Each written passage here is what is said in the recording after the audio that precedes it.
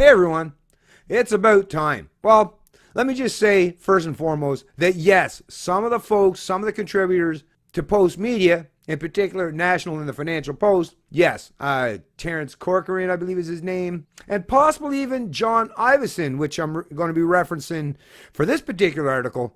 And like I say, there's probably a couple other names that are escaping me right now in particular that have referenced and talked about the fact that debts and deficits are an imposition on future generations. But a headline such as this, I can't remember seeing one in regards to what those in the media say in terms of economics and big government.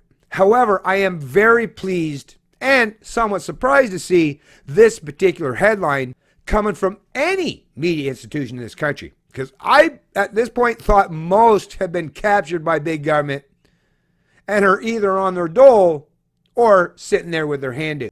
Like I say, most media institutions in this country seem to just want to clamor for big government handouts or pay established politicians talking points. Hold them to account? That doesn't happen much in Canada. But like I say, there are a few. That's why there's always exceptions, outliers, which I don't like using full-on generalized collective statements without offering disclaimers or admitting to exceptions. Because that's a thing, folks. You can't suggest these things and be taken seriously if you're not at least acknowledging that there are some people, even in the establishment media in this country, who do at the very least try to properly inform Canadians, even if they do so with their own political bent or bias.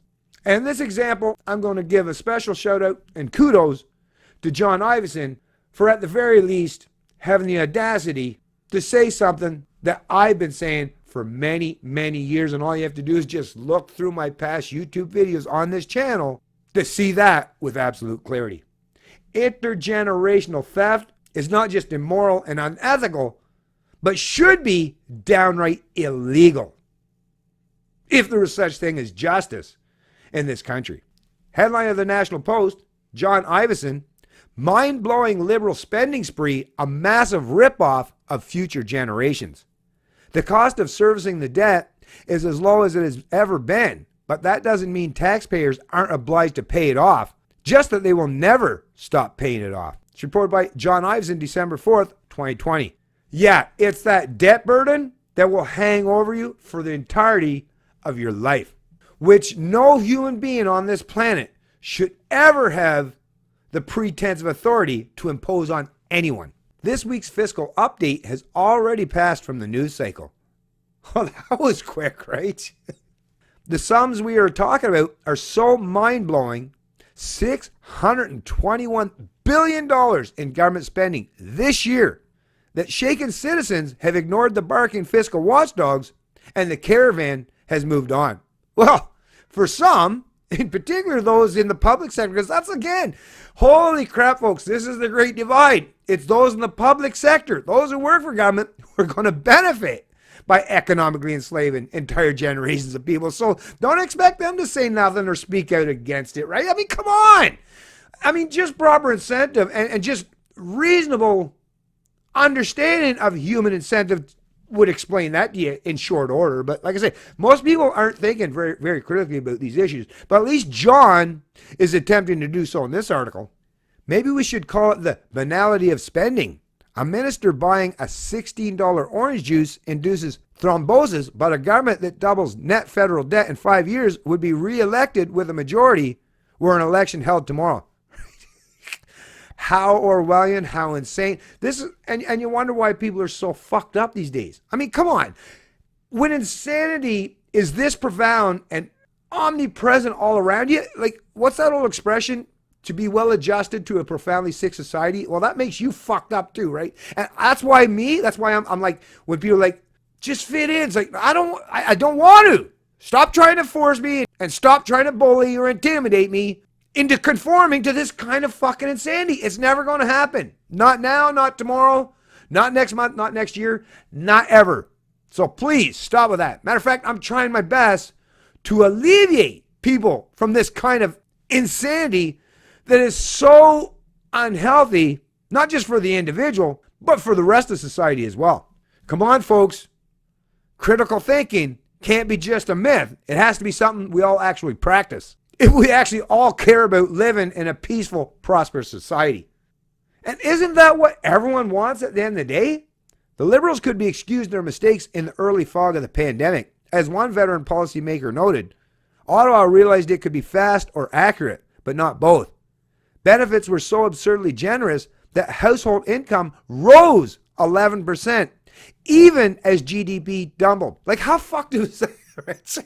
Household income rose even while the economy collapsed. Well, that's the thing, because for some people, it was a massive benefit. For those of us in the private sector or the peons, yeah, terrible. It's been absolutely devastating and terrible for the rest. But like I say, there's a substantial portion of this population who have not just done decently, but actually done really well during this whole COVID-19 outbreak and subsequent government mandates, lockdowns, and edicts. Not to mention the gerrymandering and rigging of the entire economy. Yet, given the chance to realign benefits closer to lost income, the Liberals doubled down, increasing the money available under the wage subsidy and dispersing an extra $1,200 in Canada Child benefits to 1.6 million families. Mistakes are presented as virtues, a preloading of stimulus into bank accounts across the land.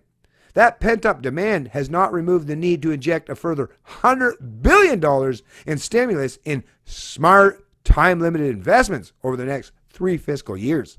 Stimulus spending, by its very nature, is temporary.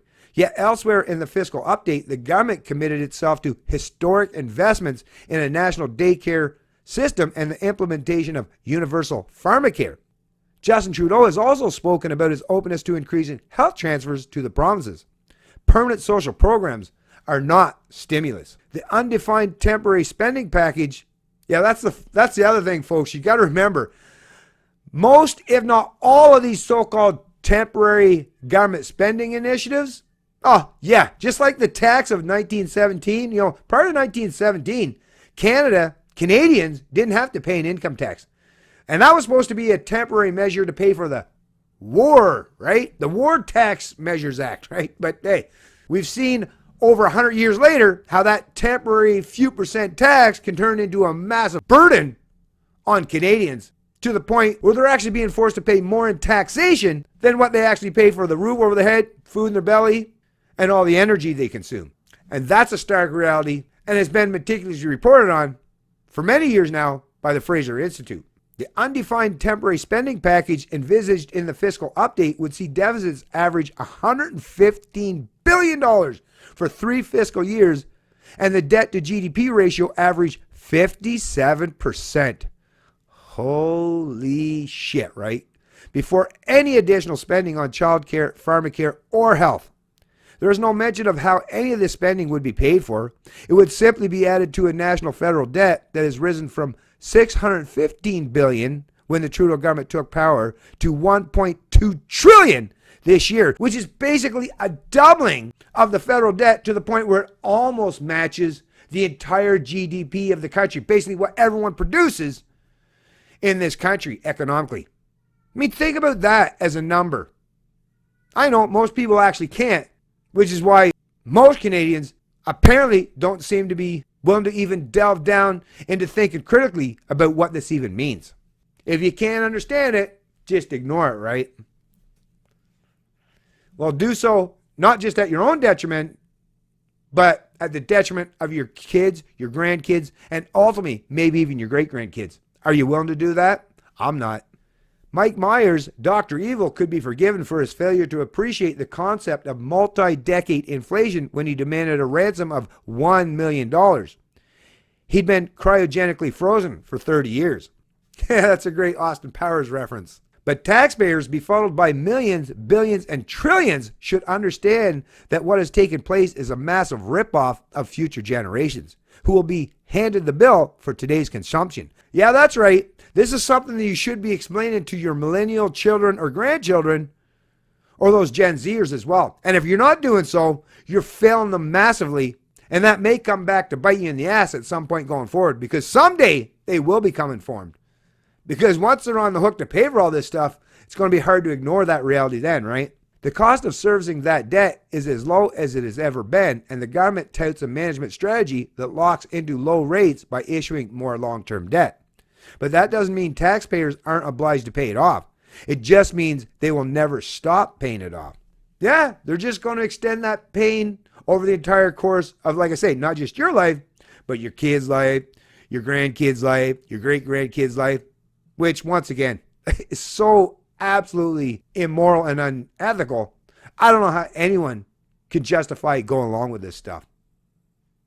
Matter of fact, I've never met anyone yet who is willing to actually stand before me or be interviewed or even suggest in text form that they're willing to accept that. So who are the Canadians out there, I would ask, who do accept economically enslaving entire generations of people to pay for the promises, the entitlements, and the unfunded liabilities in the here and now? Who the hell are you people? Inquiring minds want to know. As Paul Booth, a former senior public servant at Finance Canada, put it, we need to have a discussion about taxes. Even before its $100 billion stimulus package, daycare, pharmacare, or new health transfers, Ottawa plans to spend an average of 17.6% of GDP on programs over the next 6 years, up from 12.9% in 2014-2015. Budgetary revenues as a percentage of the economy are predicted to average 14.3% over the same period, while real growth is expected to be an anemic 1.4%, thanks in part to an aging population. The sharper minds out there might see the problem here. Oh, I see it. I definitely see it because I understand math.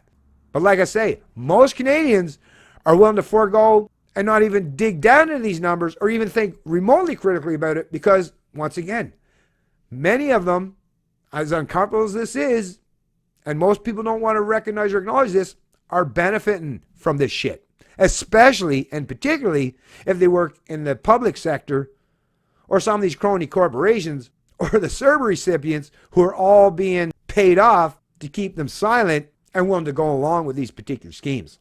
Giving away money is the easiest thing to do in government. Collecting it is less easy, and the hardest thing is to deliver services efficiently, said Booth. With permanent programs, you need to talk about how you're going to fund them. We need to know the cost as well as the benefits.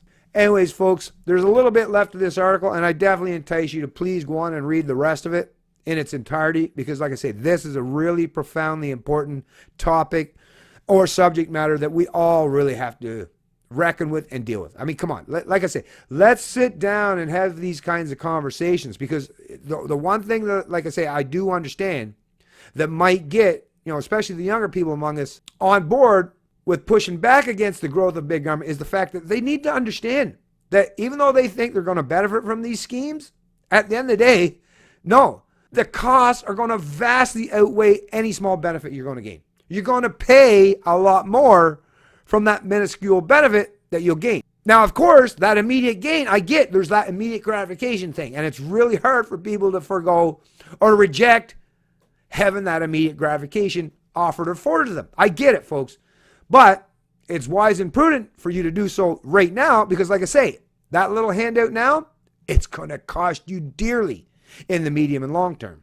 Don't take my word for it. Just talk to anyone who's ever put themselves in an economic situation where you're spending outside your means on a continuing ongoing basis without ever actually seeing any dramatic or rampant increase in your purchasing power or your bottom line or your financial resources.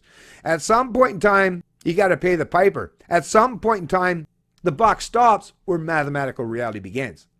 It's Canadian Libertarian, and I love liberty.